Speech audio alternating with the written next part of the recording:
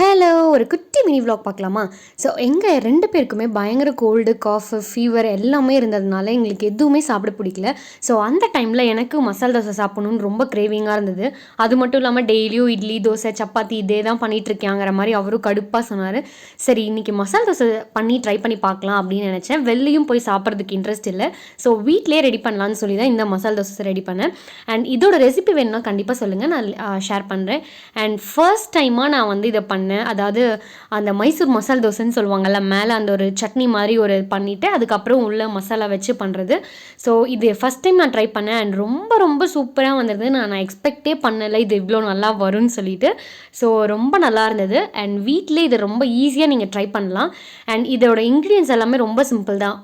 Potato, onion இது மட்டும்தான் இதுக்கு தேவையே, வேறு பெருசாக எந்த இன்க்ரீடியன்ஸும் தேவைப்படல. அண்ட் அந்த டைமில் இதை நாங்கள் செஞ்சு சாப்பிட்டோம். ரொம்ப சூப்பராக இருந்தது. அண்ட் இதை அவள் தான் ஃபஸ்ட் ட்ரை பண்ணணும்